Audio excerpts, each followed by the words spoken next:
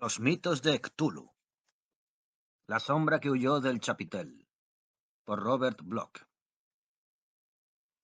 William Hardy era irlandés de nacimiento y taxista de profesión. Sería pues redundante calificarle de charlatán. En el mismísimo instante en que cierto cálido atardecer veraniego tomó a un pasajero en el centro de Providence, se puso a charlar. El pasajero era alto y delgado, de 30 y pocos años, y llevaba una cartera. Se sentó en el asiento posterior y rogó al conductor que le llevase a determinado número de Benefit Street. Harley puso en marcha vehículo y lengua a toda velocidad. Inició la conversación, que sería estrictamente unilateral, comentando diversos resultados de béisbol. El más sorprendente era, a su juicio, la derrota sufrida por los Gigantes. Indiferente al silencio de su pasajero, formuló luego algunas observaciones sobre el tiempo, detallando las condiciones atmosféricas pasadas, presentes y previstas para el futuro. Al no obtener tampoco contestación, el taxista procedió a analizar cierto suceso local del que informaba la prensa vespertina, a saber, la huida, aquella misma mañana, de dos panteras negras del Langer Brothers Circus, que solían instalarse de cuando en cuando en la ciudad. Por último, preguntó directamente al pasajero si no habría visto por casualidad un par de panteras negras vagando por los alrededores. El pasajero se limitó a mover la cabeza negativamente. El conductor entonces hizo varios comentarios poco halagüeños sobre la competencia de la policía local. No le extrañaba que no capturasen a esas dos fieras. Según afirmó, los policías de la ciudad no eran capaces de coger ni un constipado, aunque se pasasen un año entero en un frigorífico. Este evidente rasgo de ingenio no pareció divertir al pasajero, y antes de que Harley reanudase su monólogo, llegaron al número indicado de Benefit Street. 89 centavos cambiaron de bolsillo. Pasajero y cartera se apearon y el taxi emprendió de nuevo la marcha. En aquellos momentos, William Harley ignoraba que pronto se iba a convertir oficialmente en la última persona que había visto con vida a su callado pasajero. Lo demás son conjeturas. Afortunadamente, tal vez. Cierto, sin embargo, que de lo que sucedió aquella noche en el viejo caserón de Benefit Street es fácil sacar ciertas conclusiones. Lo difícil es aceptarlas con ánimo leve. Uno de los detalles más fáciles de esclarecer es el extraño silencio y la distante altivez del pasajero de Harley. Este pasajero, Edmund Fisk, de Chicago, Illinois, se dedicó durante todo el trayecto a meditar sobre la culminación de 15 años de búsquedas e investigaciones. En efecto, aquel recorrido en taxi representa para él la última etapa de su largo camino, y durante ella pasó revista a las vicisitudes sufridas en el curso de su aventura. Las investigaciones de Edmund Fisk habían comenzado el 8 de agosto de 1935 con motivo del fallecimiento de su íntimo amigo Robert Harrison Blake, de Milwaukee. Durante su adolescencia, Blake, movido por el propio Fisk, por su precoz y entusiasta interés hacia la literatura fantástica, había formado parte del círculo de Lovecraft, de ese grupo de escritores que mantenían correspondencia entre sí y con Howard Philip Lovecraft de Providence, ya fallecido. Fisk y Blake se habían conocido precisamente a través de dicha correspondencia. Luego intercambiaron visitas. El uno fue a Milwaukee y después el otro a Chicago. Y en torno a su común interés por la literatura terrorífica y el arte fantástico, fue cristalizando una sólida amistad que se truncó por el inesperado e inexplicable fallecimiento de Blake. La mayor parte de las circunstancias que concurrieron en la muerte de este y algunas de las conjeturas que entonces se hicieron fueron recogidas por Lovecraft en su relato El morador de las tinieblas, que se publicó año y pico después de haber muerto el joven Blake. Lovecraft se hallaba en una situación inmejorable para conocer lo sucedido. Él había sido precisamente quien a principios de 1935 aconsejó a Blake que se trasladase a Providence, y él también quien le encontró alojamiento en College Street. Así pues, los hechos singulares que culminaron con la muerte del joven Robert Harrison Blake fueron relatados por el maduro y fantástico escritor en su doble calidad de amigo y vecino. En dicho relato, Lovecraft nos cuenta que Blake quería escribir una novela sobre ciertos ritos brujeriles que habían sobrevivido en Nueva Inglaterra, pero con su característica modestia. Omite que él le ayudó considerablemente proporcionándole material. Según parece, Blake empezó a reescribir su novela y acabó mezclado en un horror que superaba con mucho lo de su propia imaginación. En efecto, Blake se sintió atraído por una iglesia abandonada, negra, casi en ruinas, que se alzaba en Federal Hill y que antaño había sido escenario de cultos esotéricos. En los primeros días de la primavera, visitó el edificio que, por cierto, todo el mundo evitaba, e hizo en él determinados descubrimientos que, a juicio de Lovecraft, lo condenaban irremisiblemente a morir. Lo sucedido fue, en pocas palabras, lo siguiente. Blake entró en la iglesia, cuyas puertas además estaban condenadas, y se encontró con el esqueleto de un tal Edwin M. Lillibridge, que había sido redactor del Providence Telegram y que, a juzgar por las apariencias, había emprendido en 1893 una investigación análoga a la de Blake. El hecho de que su muerte hubiera quedado sin explicar ya resultaba de por sí bastante alarmante, pero mucho más lo era el de que nadie se hubiera atrevido a entrar en la iglesia desde aquel remoto año, ya que en tal caso su cadáver no seguiría allí. En la chaqueta del desventurado periodista, Blake encontró un cuaderno de notas que permitía adivinar en parte lo sucedido. Un tal profesor Bowen, de Providence, había viajado mucho por Egipto, y en 1843, durante unas excavaciones que dirigió en el sepulcro de Nefren K, había efectuado un descubrimiento insólito. Nefren K es el faraón olvidado, cuyo nombre fue maldito por los sacerdotes y borrado de todas las crónicas dinásticas. Por entonces, el joven escritor estaba familiarizado con el nombre de Nefren K, porque otro escritor de Milwaukee acababa de publicar una narración titulada El santuario del faraón negro, que trataba justamente de este gobernante casi legendario. Pero el descubrimiento que hizo Bowen en su sepulcro fue completamente inesperado. En el cuaderno del periodista no se precisaba la índole de dicho descubrimiento, pero en cambio se enumeraban con gran exactitud y en orden cronológico ciertos hechos ocurridos a continuación. Inmediatamente después de hacer el descubrimiento, el profesor Bowen había abandonado las excavaciones y regresado a Providence. En 1844, adquirió en esta ciudad el edificio de la Iglesia del Libre Albedrío, que convirtió en sede de una secta religiosa llamada Sabiduría de las Estrellas. Los miembros de dicha secta, que evidentemente habían sido reclutados por el propio Bowen, eran adoradores de una entidad a la que llamaban el Morador de las Tinieblas. Hundiendo la mirada en el cierto cristal sagrado, conseguían evocar a dicha entidad a la que rendían culto mediante sacrificios de sangre. Al menos, este es el fantástico bulo que había circulado en Providence por aquellos tiempos y a consecuencia del cual la iglesia en cuestión se había convertido en un lugar maldito que la gente procuraba evitar. Tales temores supersticiosos fomentaron la inquietud del vecindario, que pronto se tradujo en acción directa. En mayo de 1877, las autoridades coaccionadas por el público disolvieron la secta, muchos de cuyos miembros abandonaron súbitamente la ciudad. La propia iglesia fue cerrada y sellada. Aunque parezca imposible, la curiosidad de las gentes no pudo vencer el temor supersticioso que inspiraba el edificio, de modo que nadie se atrevió a entrar en él hasta que en 1893 el periodista Lillibridge decidió emprender su desdichada investigación.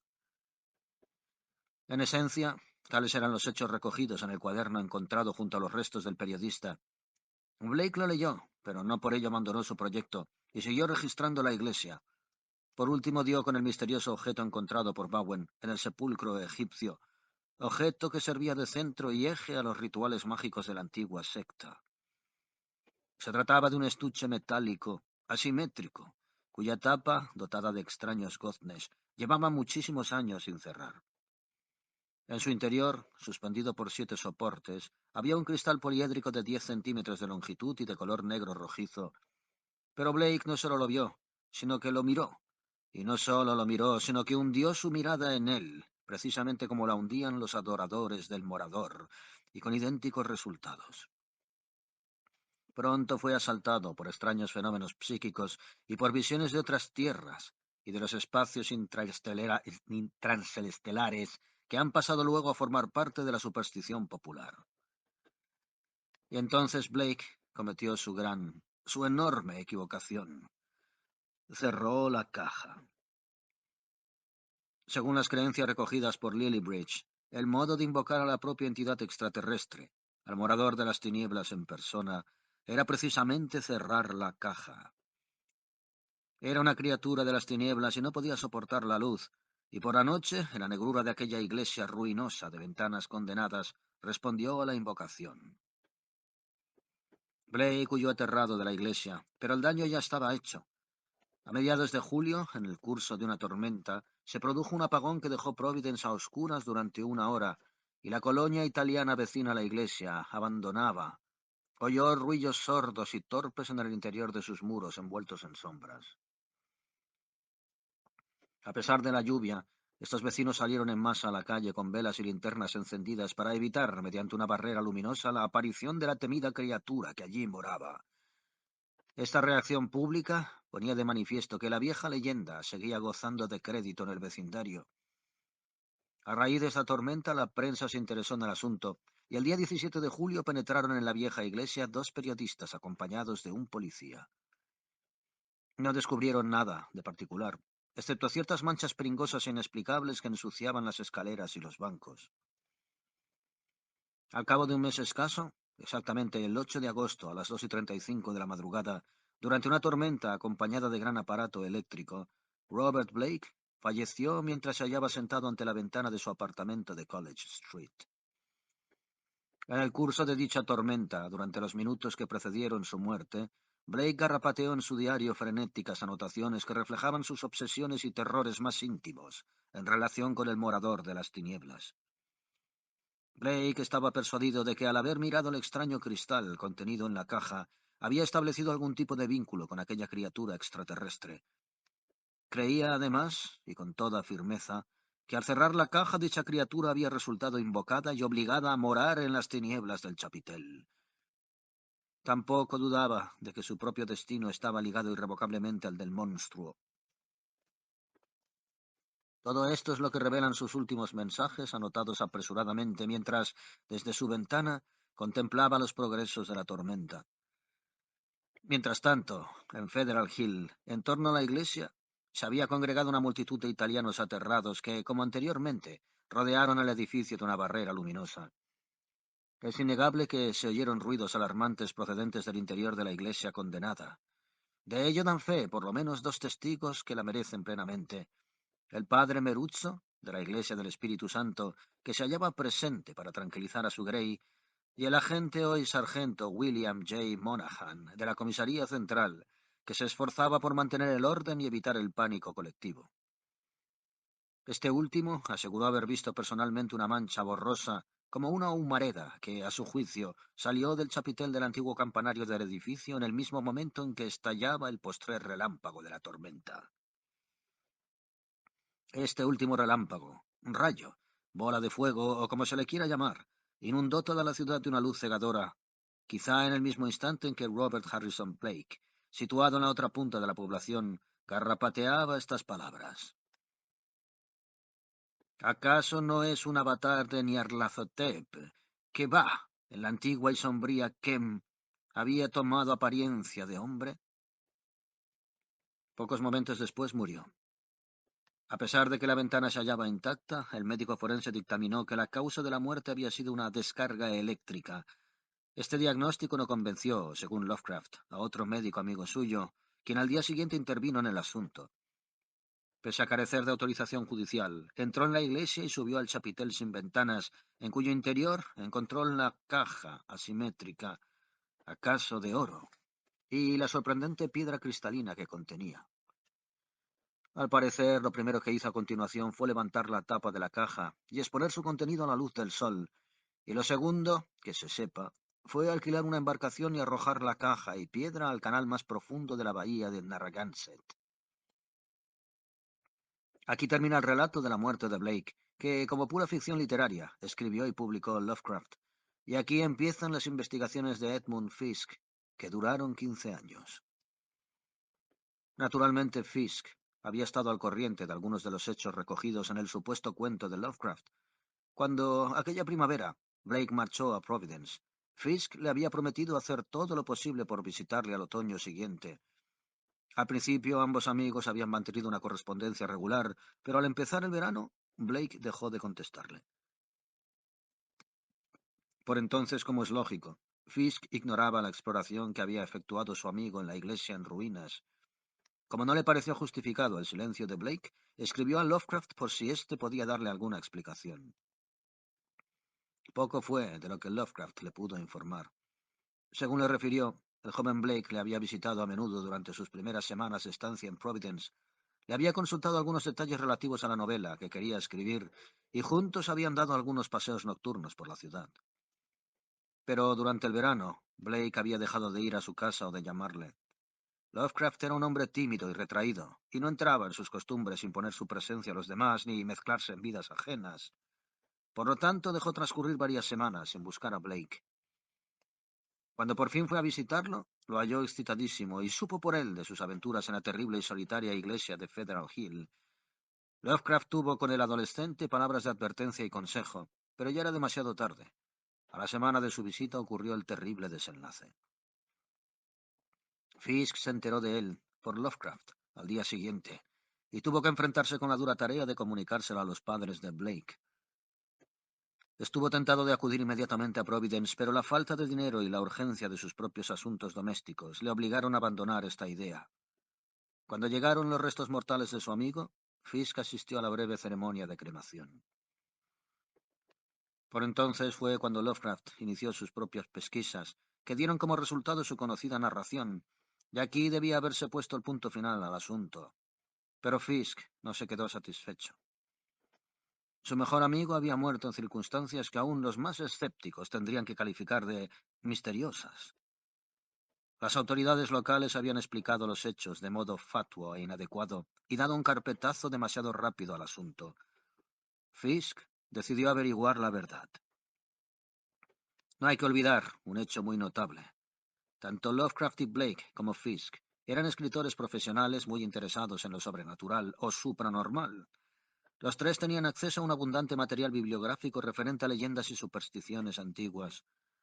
Resulta un tanto irónico que, de tan extensos conocimientos, solo se limitasen a hacer uso en sus vagabundeos por la llamada literatura fantástica, pero cabe afirmar que sus propias experiencias impedían a los tres tomar a broma, como sus lectores, los mitos de que trataban sus obras. En efecto, como escribió Fisk a Lovecraft, sabemos que la palabra mito no es más que un cortés eufemismo. La muerte de Blake no es un mito, sino una espantosa realidad. Le ruego que investigue a fondo y estudie el problema en su totalidad, ya que si el diario de Blake contiene algo de verdad, por muy remota y desfigurada que sea, no hay ni que decir el peligro que acecha al mundo. Lovecraft prometió su ayuda. Descubrió el destino de la caja metálica y su contenido, y se esforzó en vano por concertar una entrevista con el doctor Ambrose Dexter, domiciliado en Benefit Street. Al parecer, el doctor Dexter había abandonado la ciudad inmediatamente después de hurtar el trapezoedro resplandeciente, como le llamaba Lovecraft, y de deshacerse de él. Lovecraft entonces se entrevistó con el padre Meruzzo y con el agente Monaghan. Estudió sistemáticamente los periódicos atrasados en la hemeroteca y procuró reconstruir la historia de la secta sabiduría de las estrellas y la del ser a que ésta rendía culto. Naturalmente descubrió muchas más cosas que las que se atrevió a poner en su presunto cuento, que iba destinado a una revista popular. En las cartas que dirigió a Fisk, desde finales de otoño hasta principios de la primavera de 1936, hay alusiones y referencias a ciertas amenazas procedentes del exterior. Sin embargo, procuró tranquilizar a Fisk, haciéndole ver que, cualesquiera que fuesen tales amenazas, y aun si su índole era más real que sobrenatural, el peligro había quedado conjurado desde el momento en que el doctor Dexter eliminó el trapezoedro resplandeciente, sin el cual no era posible invocar a la entidad ultraterrena. Tal fue, en esencia, el resultado de las investigaciones de Lovecraft. Durante algún tiempo, las cosas siguieron así. A principios de 1937, Fisk arregló sus asuntos para trasladarse a Providence y visitar a Lovecraft. Tenía la intención de profundizar por su cuenta las investigaciones efectuadas en torno a la causa de muerte de su amigo, pero una vez más, las circunstancias desbarataron sus planes, pues en marzo de aquel año murió Lovecraft. Su inesperado fallecimiento sumió a Fisk en un largo período de desesperación del que tardó en recobrarse. Hasta casi un año después, no se halló en condiciones de trasladarse a Providence, y fue entonces cuando por primera vez visitó personalmente el escenario de los trágicos sucesos que habían culminado con la muerte de Blake. Aún persistían en la ciudad algunas oscuras sospechas no expresadas abiertamente. El médico forense se había mostrado voluble y precipitado. Lovecraft había extremado su tacto y su prudencia. La prensa y el público en general habían aceptado las explicaciones dadas, pero Blake estaba muerto, y en las tinieblas de aquella noche ya lejana, algo terrible había surgido del chapitel. Fisk creía que si pudiera visitar la iglesia maldita, hablar con el doctor Dexter, descubrir por qué motivos había intervenido éste en el asunto y encontrar alguna pista, tal vez consiguiera hallar la verdad, o al menos limpiar el nombre de su amigo muerto de toda sospecha de desequilibrio mental. Por tanto, lo primero que hizo llegar a Providence, tras inscribirse en un hotel, fue encaminar sus pasos hacia la ruinosa iglesia de Federal Hill. De esta primera gestión, solo obtuvo un chasco inmediato e inevitable. La iglesia en cuestión ya no existía. El otoño anterior, el municipio había tomado posesión del edificio y los había mandado derruir. El negro y siniestro chapitel ya no arrojaba su sombra ominosa sobre la colina. Inmediatamente, Fisk decidió visitar al padre Meruzzo en la cercana iglesia del Espíritu Santo, pero allí se enteró de que aquel excelente sacerdote había fallecido en 1936, unos meses después que el joven Blake. Sin dejarse vencer por el creciente desánimo, Fisk intentó localizar al doctor Dexter, pero su viejo caserón de Benefit Street estaba cerrado y vacío. Llamó entonces al Servicio de Información Sanitaria, donde se le hizo saber escuetamente que Ambrose Dexter, doctor en medicina, había abandonado la ciudad por tiempo indefinido. De su visita a la redacción del Bulletin local, tampoco obtuvo resultados positivos. Se le permitió, eso sí, curiosear en los archivos del periódico, y tuvo así oportunidad de leer la reseña, asépticamente objetiva e insultantemente breve de la muerte de Blake. Pero los dos redactores que firmaban el reportaje, que eran los mismos que habían visitado personalmente la iglesia de Federal Hill, ya no trabajaban en el periódico, porque les habían ofrecido un empleo de mejor en otra ciudad. Naturalmente no eran estas las únicas pistas. Había otras varias que Fisk siguió durante la semana siguiente, pero todas resultaron infructuosas. Examinó un ejemplar del quién es quién, que no añadió ningún detalle significativo a la imagen que se había formado del doctor Dexter. Había nacido en Providence, donde residía. Tenía 40 años de edad, era soltero, ejercía la medicina general y pertenecía a varias asociaciones profesionales. Esto era todo. No figuraba la menor indicación sobre aficiones insólitas o intereses inusitados que permitieran esclarecer los motivos que le habían impulsado a intervenir en el asunto.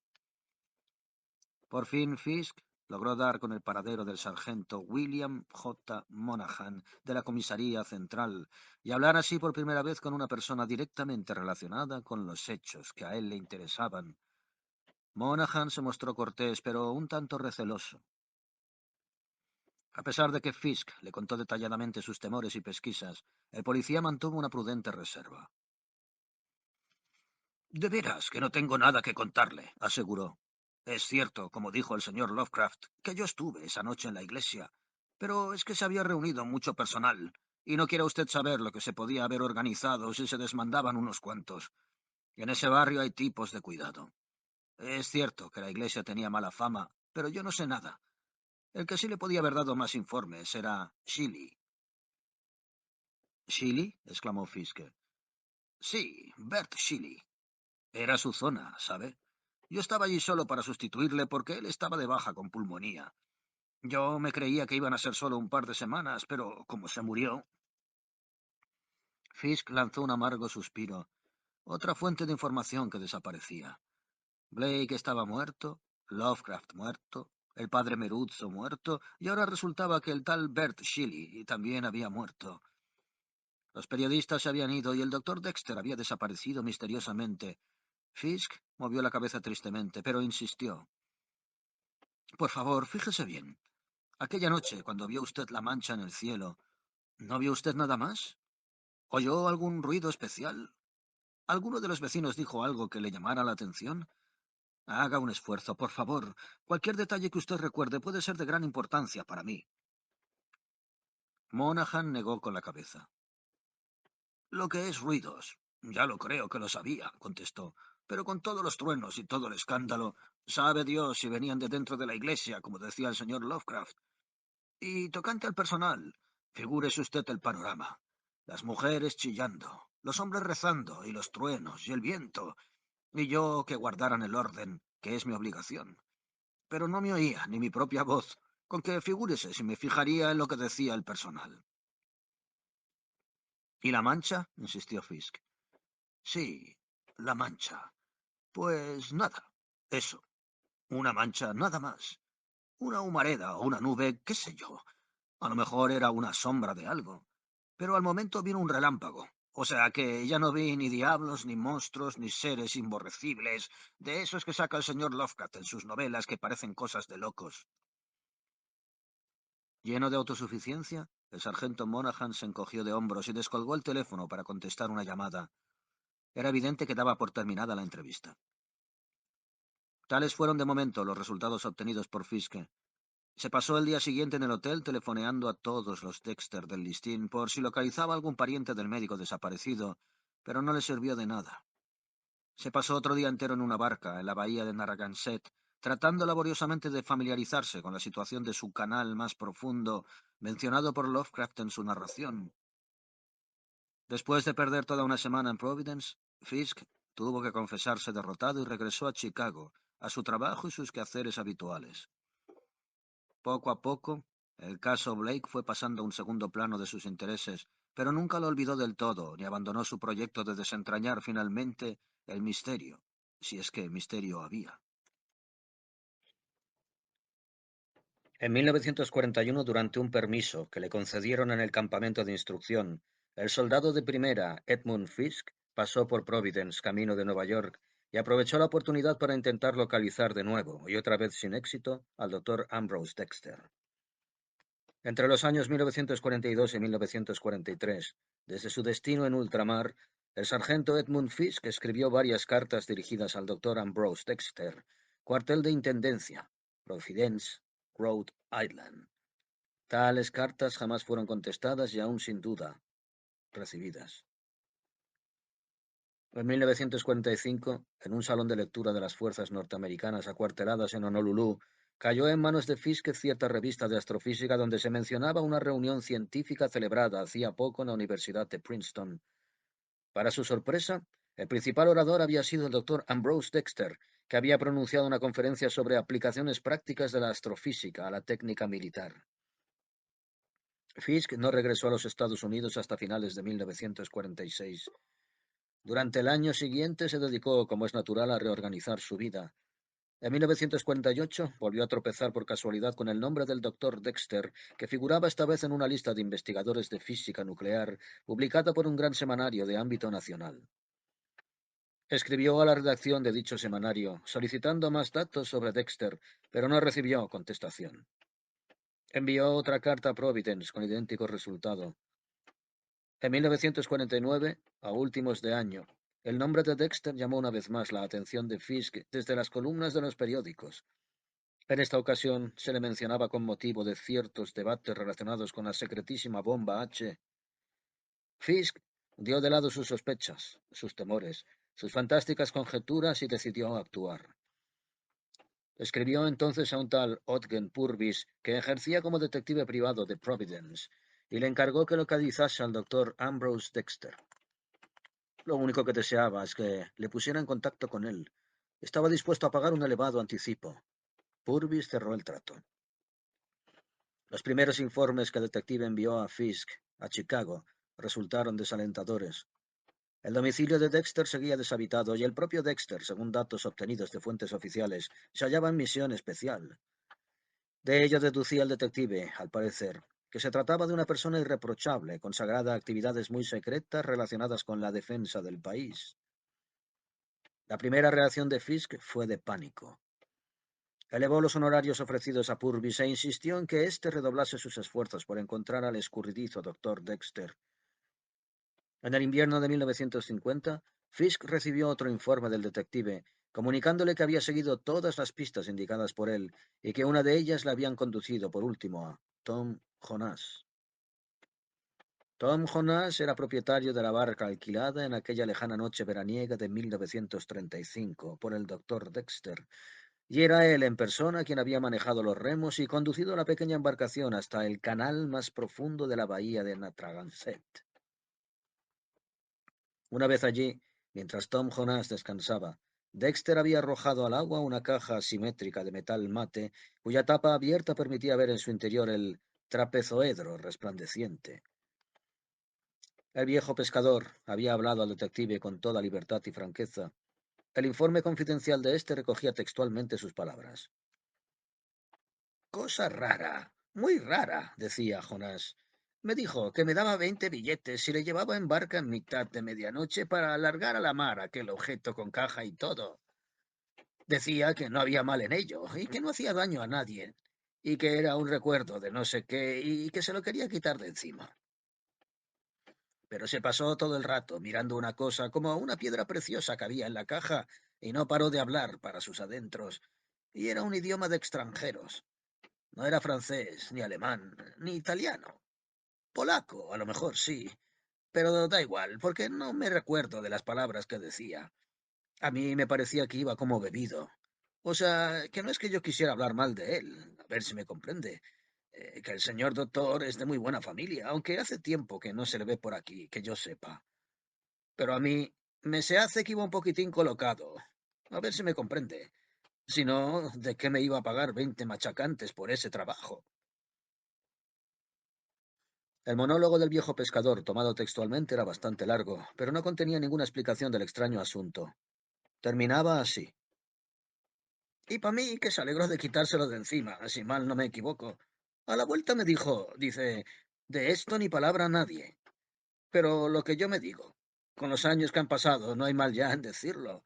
Y además a las autoridades hay que contárselo todo. No cabía duda de que, para hacer hablar a Jonás, el detective había recurrido a un truco muy poco decente, a hacerse pasar por un policía de verdad. Pero esto no preocupó a Fiske en lo más mínimo. No era poco haber conseguido al menos un testimonio de primera mano. Tan satisfecho se sintió que envió a Purvis un nuevo giro, junto con la indicación de que prosiguiera sus pesquisas. Transcurrieron varios meses de espera. Por fin, ya casi en el verano, llegó la noticia que tanto había anhelado Fisk. El doctor Dexter había regresado, instalándose de nuevo en su domicilio de Benefit Street. Puertas y ventanas se habían vuelto a abrir. Varios camiones de mudanzas habían devuelto a la casa su mobiliario y hasta había hecho su aparición un criado encargado de abrir la puerta y recoger los recados de telefónicos. El doctor Dexter no estaba en casa para nadie, incluido el detective privado. Al parecer se hallaba convaleciente de una grave enfermedad contraída durante sus años de servicio oficial. Purvis le dejó una tarjeta y el doctor prometió darle contestación, pero esta no llegó, pese a las repetidas llamadas telefónicas del detective. A pesar de espiar largamente la casa y de interrogar concienzudamente a los vecinos, tampoco consiguió Purvis echar la vista encima al médico en persona ni hablar con nadie que lo hubiera visto en la calle. Las tiendas recibían regularmente sus pedidos. En su buzón de correos aparecían cartas y las luces brillaban durante toda la noche en el caserón de Benefit Street.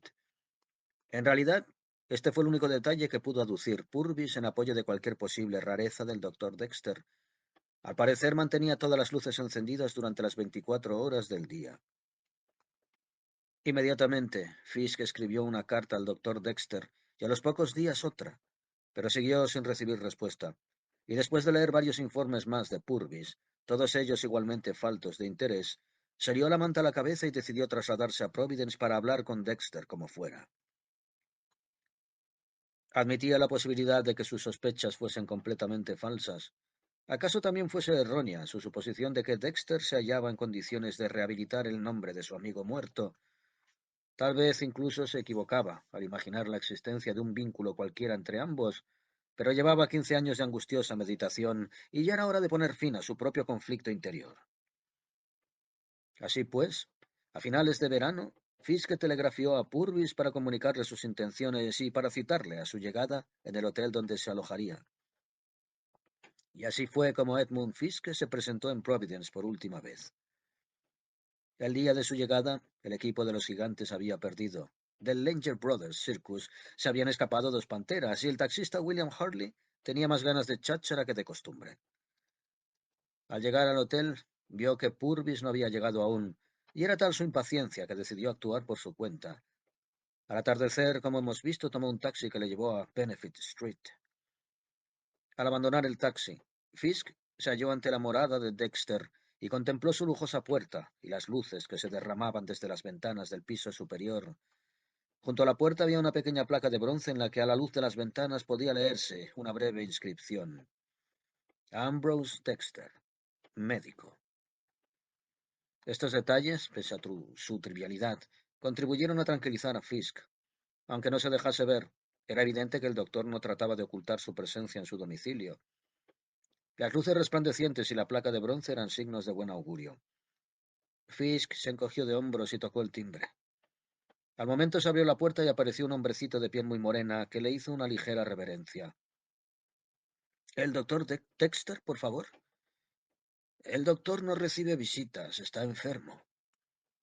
¿Querría usted dar un recado, por favor? No faltaría más, señor, sonrió el moreno servidor. Dígale que desea verle Edmund Fisk, durante unos momentos solo, y cuando a él le venga bien. He venido de Chicago solo para hablar con él, pero lo que tengo que decirle apenas le robará tiempo. Espere un momento, por favor. La puerta se cerró. Fisk permaneció en las crecientes tinieblas, pasándose la cartera de una a otra mano. De pronto la puerta se volvió a abrir. El criado le miró fijamente. Señor Fisk, ¿es usted el señor que le escribió las cartas? ¿Las cartas? Ah, sí, yo soy, en efecto. No sabía que el doctor las había recibido. El criado volvió a inclinar la cabeza. Eso no lo sé. El doctor me ha dicho que si usted era el que le había escrito las cartas, le dejase entrar. Fisk se permitió exhalar un suspiro de alivio perfectamente audible y cruzó el umbral de la puerta. Le había costado 15 años dar este paso. Es en el primer piso, por esta escalera. El doctor le espera en el despacho. Es la puerta central del descansillo. Edmund Fisk subió la escalera. Cruzó un pequeño descansillo y entró en una habitación donde la luz era tan intensa que casi resultaba tangible. Y allí, junto a la chimenea, levantándose para saludarle, se hallaba el doctor Ambrose Dexter. Era un hombre alto, delgado, impecablemente vestido, que debería tener 50 años, pero que apenas representaba 35. Sus movimientos eran naturales, elegantes y donosos. En él solo había un detalle incongruente, el intenso color bronceado de su tez. De modo que usted es Edmund Fisk.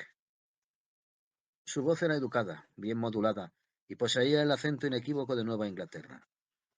Su apretón de manos fue firme y cálido, y su sonrisa franca y cordial. Sus dientes resplandecían sobre el fondo de sus facciones tostadas por el sol. ¿Quiere usted sentarse, por favor?, invitó el médico. Le indicó una silla, con una leve inclinación. Fisk no podía evitar mirarle fijamente. En el aspecto o en la conducta de su anfitrión no se percibía el menor signo de ninguna enfermedad actual o reciente. El doctor Dexter sentóse de nuevo en su butaca junto a la chimenea, y Fisk trasladó su silla para sentarse a su lado. Al hacerlo, pasó ante unas estanterías ocupadas por ciertos libros cuyo tamaño y forma insólitos atrajeron inmediatamente su atención, hasta el punto de que en vez de sentarse se puso a leer sus títulos, grabados en el lomo. Por primera vez en su vida, Edmund Fisk se halló frente al casi legendario De Vermis Mysteris, al Liber Bonis y a la fabulosa versión latina del Necronomicon, que muchos creen inexistente. Sin pedir permiso al dueño de la casa, tomó este último volumen y hojeó sus páginas amarillentas. Era la edición impresa en España en 1622. Entonces, perdida ya toda compostura, se volvió hacia el doctor Dexter. Luego fue usted el que encontró estos libros en la iglesia, en la sacristía que había detrás del altar, en el ábside, ¿verdad? Lovecraft los menciona en su relato, y yo siempre me había preguntado qué había sido de ellos. El doctor Dexter afirmó gravemente. En efecto, yo los cogí. No me pareció prudente dejar que cayeran en manos de las autoridades. Usted conoce el contenido de esos libros y las consecuencias que podrían acarrear su difusión, y sobre todo su empleo inescrupuloso. Fisk, de mala gana, Volvió a colocar el libro en su sitio y se sentó frente al médico junto a la chimenea. Se colocó la cartera sobre las rodillas y manoseó nerviosamente el cierre. Tranquilícese, dijo el doctor Dexter, sonriendo amistosamente. Ya hablemos sin rodeos. Usted ha venido para descubrir qué papel he desempeñado yo en los hechos relacionados con la muerte de su amigo. ¿No es así? Sí. Deseaba hacerle varias preguntas. Perdone que le interrumpa, dijo el médico, levantando su mano morena y delgada. No me encuentro bien de salud y solo puedo concederle unos pocos minutos. Permítame, pues, que me adelante a sus preguntas y le refiera lo poco que sé de este asunto. Como desee. Fisk contempló al bronceado caballero que tenía ante sí y se preguntó qué habría detrás de su perfecta compostura. Personalmente solo vi una vez a su amigo Robert Harrison Blake, dijo el doctor Dexter. Fue una tarde, a últimos de julio del 36. Vino a verme como enfermo. Fisk se inclinó hacia adelante con ávido interés. Eso no lo sabía yo, exclamó. No tenía por qué saberlo, ni usted ni nadie, repuso el médico. Vino a consultarme como un enfermo más, porque, según dijo, padecía insomnio. Yo le exploré y prescribí un sedante, pero por si acaso le pregunté si no había sufrido recientemente alguna impresión fuerte. Y entonces me refirió su aventura de la iglesia de Federal Hill y lo que allí había encontrado. Debo advertir a usted que tuve entonces la prudencia de no rechazar su relato como si fuera simplemente el producto de una mente sobreexcitada.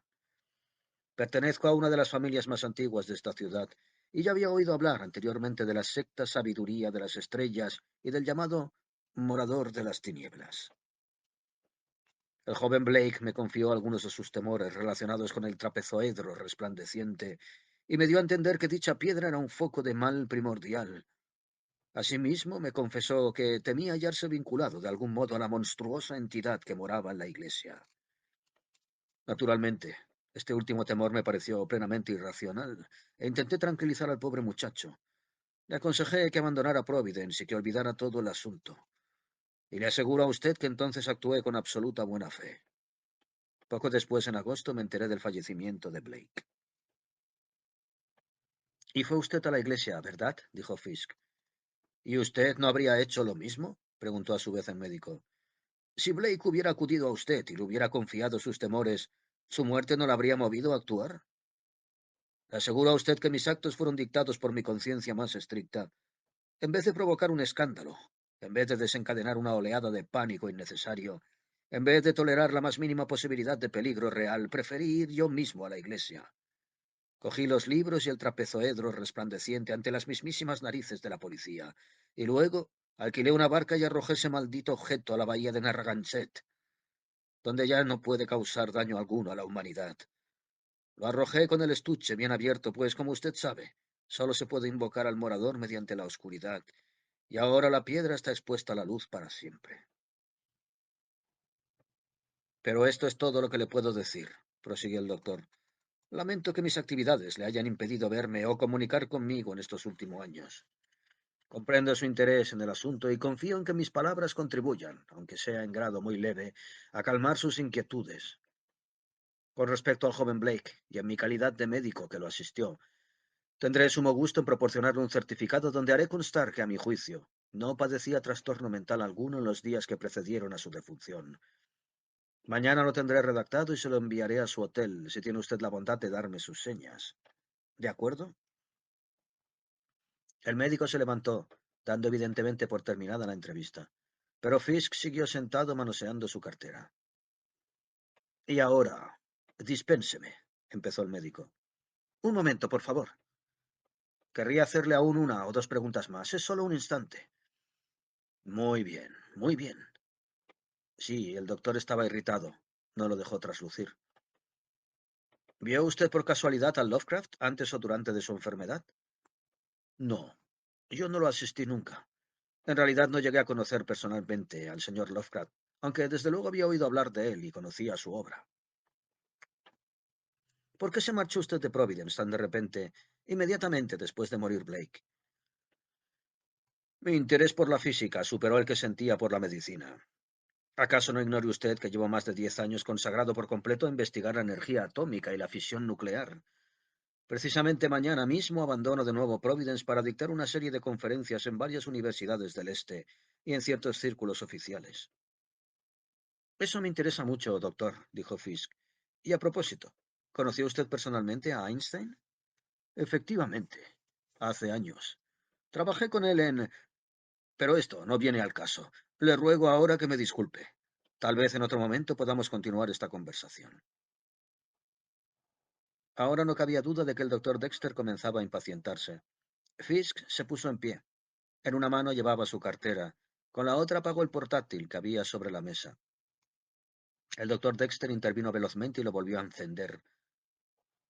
¿Por qué tiene miedo a la oscuridad, doctor? Preguntó Fisk suavemente. Yo no tengo por qué tener... Por primera vez el médico parecía a punto de perder la compostura. ¿Qué le hace a usted pensar eso? Es por el trapezoedro resplandeciente, ¿verdad? Siguió Fiske. No debía tirarlo al mar. Se apresuró usted demasiado. ¿No se dio usted cuenta entonces de que, por muy abierto que estuviera el estuche, la piedra quedaría en la más absoluta oscuridad allí en el fondo de la bahía? Tal vez el propio morador le hizo olvidar ese detalle, porque usted miró el interior de la piedra, como Blake, y estableció el mismo vínculo espiritual que él. Y al arrojar la piedra, la entregó para siempre a las tinieblas donde el morador aumentaría su poder. Por eso se fue usted de Providence, porque tenía miedo de que el morador viniese a usted como había ido a Blake, porque usted sabía que el morador había quedado libre para siempre. El doctor Dexter se aproximó a la puerta. Debo rogarle que abandone usted mi casa. Si lo que pretende usted dar a entender es que mantengo las luces encendidas por miedo a que el morador venga por mí, debo asegurarle que se halla usted en un error. Fisk sonrió de medio lado. No me refiero a eso, contestó. En absoluto. Sé perfectamente que eso no le preocupa a usted. Ya es demasiado tarde. El morador tuvo que acudir a usted hace mucho tiempo. Quizá un par de días después de que usted le devolviese su energía al sumir el trapezoedro en las tinieblas del fondo del mar. Vino por usted, sí, pero a diferencia de lo que sucedió con Blake, a usted no le mató.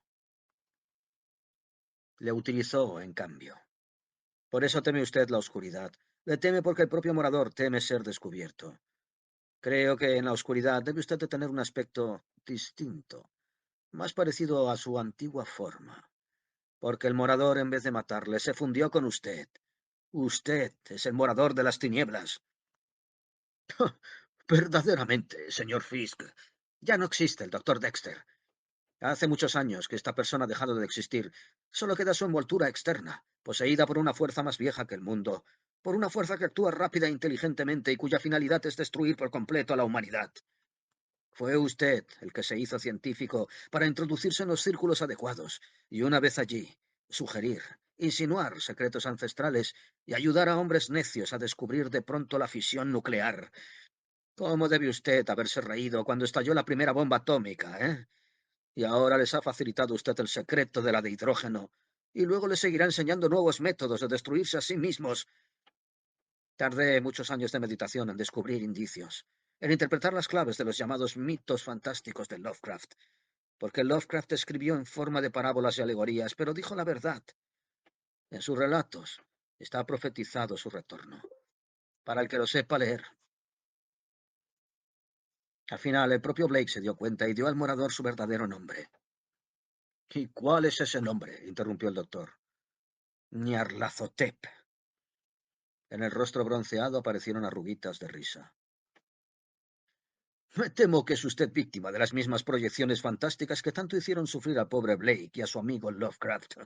Nadie ignora que Nyarlathotep es un ente de ficción, puramente imaginario, que forma parte de los mitos de Cthulhu. Eso creía yo hasta que descubrí la clave en un poema de Lovecraft. Entonces me di cuenta de que todo encajaba a la perfección. El morador de las tinieblas, su vida, su repentino interés por la investigación científica. A la luz de esta interpretación, las palabras de Lovecraft tienen un sentido muy distinto. Escuche. Y al fin del remoto corazón de Egipto vino el oscuro desconocido, ante el cual se inclinan los Felabs. Fisk siguió entonando los versos sin apartar la vista del rostro atezado del médico. ¡Qué tontería! Saltó este. Si se refiere usted a ese trastorno dermatológico que sufro, sepa usted que obedece a una prolongada exposición a las radiaciones allá en los Álamos. Fisk no le prestó atención. Seguía recitando el poema de Lovecraft. Que las bestias salvajes le seguían y lamían sus manos. Pronto los océanos dieron a luz en parto monstruoso. Tierras olvidadas brotaron y cúpulas de oro, cubiertas de algas de la mar. La tierra ascendió y auroras de locura iluminaron las ciudades del hombre, escombro y terremoto. Y entonces, rompiendo el juguete por azar creado, el caos idiota de un soplido arrojó al vacío la mota de polvo que es la tierra. El doctor Dexter movió tristemente la cabeza. Es absurdo por completo, afirmó. Aún en el estado en que usted se encuentra, comprenderá que es una pura insensatez. Ese poema no tiene ningún sentido literal. ¿Acaso las bestias salvajes me lamen las manos? ¿Ha visto usted alguna vez un parto del océano y terremotos y auroras de locura? Figuración es todo. Padece usted lo que nosotros llamamos neurosis atómica. Ahora me doy cuenta. Está usted angustiado. Y no es usted el único enfermo, créame, por la infundada obsesión de que nuestras investigaciones nucleares van a originar la destrucción del planeta. Pero se trata simplemente de una racionalización, de un producto de su fantasía. Fisk mantuvo la cartera firmemente sujeta. Le digo a usted que esta profecía está escrita en forma de parábola. Sabe Dios lo que sabía o lo que tenía Lovecraft, pero en todo caso fue suficiente para decidirle a ocultar el significado de su mensaje. Y aún así, es muy probable que fueran ellos quienes se lo llevaron. ¿Quiénes? Los del exterior. Aquellos a cuyo servicio está usted. Usted es su mensajero, Nyarlathotep. Vinculado al trapezoedro resplandeciente, vino usted del remoto corazón de Egipto, como dice el poema. Y los felas, o sea, los obreros de Providence, que se convirtieron a la sabiduría de las estrellas, se inclinaron ante el oscuro desconocido al que adoraban con el nombre de morador de las tinieblas. El trapezoedro fue arrojado al mar y pronto los océanos dieron a luz en parto monstruoso a usted, encarnado de nuevo esta vez en el cuerpo del doctor Dexter. Y usted enseñó a los hombres nuevos métodos de destrucción, sí, mediante las bombas atómicas. La tierra ascendió y auroras de locura iluminaron las ciudadelas del hombre, escombro y terremoto. Lovecraft sabía lo que se decía, y Blake también le reconoció a usted, y ambos murieron. Me figuro que usted también intentará matarme a mí para seguir adelante con sus conferencias, para apremiar a los científicos, para sugerirles nuevos medios de destrucción, y por último, de un soplido lanzará usted al vacío la mota de polvo que es la tierra. Por favor. El doctor Dexter extendió las manos. Domínese. Permítame que le dé un tranquilizante. ¿No se da usted cuenta de que todo eso es absurdo? Fisk avanzó hacia él, manipulando el cierre de su cartera. Una vez abierto, metió dentro la mano y la sacó. En ella había un revólver que apuntaba directamente al pecho del doctor Dexter. Claro que es absurdo, murmuró Fisk. Nadie creyó jamás en la sabiduría de las estrellas, excepto unos pocos fanáticos y algunos inmigrantes analfabetos. Nadie dio nunca crédito a las narraciones de Blake, de Lovecraft o mías. Las tomaban por una especie de entretenimiento morboso. Por la misma razón, nadie creerá nada malo de usted, ni de la llamada investigación científica de la energía atómica, ni de los demás horrores que usted decida desencadenar para destruir al mundo. Y por eso le voy a matar ahora mismo. Deje esa pistola. De pronto Fisk empezó a temblar. Todo el cuerpo se le contrajo en un espasmo irreprimible y espectacular. Al observarlo, Dexter dio un paso adelante. Los ojos de Fisk se salieron de las órbitas y el médico dio otro paso hacia él.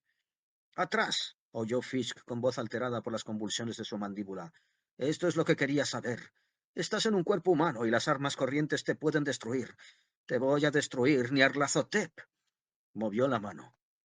También la movió el doctor Dexter, velozmente, hacia el interruptor general de las luces que estaba en la pared tras él. Se oyó un chasquido y la habitación quedó sumergida en la oscuridad total. Pero no era la oscuridad total. Había un resplandor. La cara y las manos del doctor Ambrose Dexter resplandecían con un fulgor blanco en la oscuridad. Es de suponer que existan tipos de contaminación radiactiva capaces de producir fosforescencias, y tal habría sido, sin ninguna duda, la explicación que Dexter hubiera dado del extraño fenómeno de haber tenido ocasión de hacerlo. Pero no la tuvo. Fisk oyó el chasquido. Vio el fantástico rostro llameante y se derrumbó. Tranquilamente, el doctor Dexter encendió las luces de nuevo y se arrodilló junto al caído cuerpo del joven. Buscó su pulso en vano. Edmund Fisk había muerto. El doctor suspiró. Se levantó y salió del despacho. Bajó al vestíbulo de la planta baja y llamó a su criado.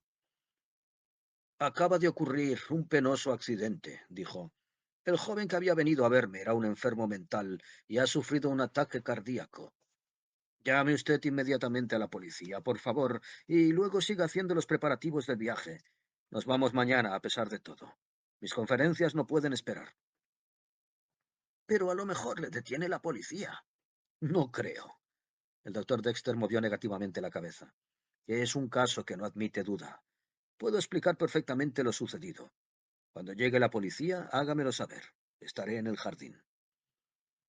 El doctor atravesó el vestíbulo y salió por la puerta trasera al jardín, oculto tras el edificio que daba a Benefit Street. El jardín resplandecía bajo la luna cegadora. El luminoso espectáculo se hallaba circundado por elevados muros que lo aislaban del mundo. Nadie había allí, salvo el doctor, cuyo halo resplandeciente se mezcló con la luz plateada de la luna. En ese momento saltaron por encima del muro dos sombras sedosas y negras. En el frescor del jardín se agazaparon, pero pronto avanzaron suaves y jadeantes hacia el doctor Dexter. A la luz de la luna, vio que eran dos panteras negras. Inmóvil contempló cómo se le acercaban, aterciopeladas y terribles, con los ojos relucientes y abiertas quijadas babeantes. El doctor Dexter volvió hacia la luna su rostro burlón, cuando las bestias se acurrucaron ante él y lamieron sus manos.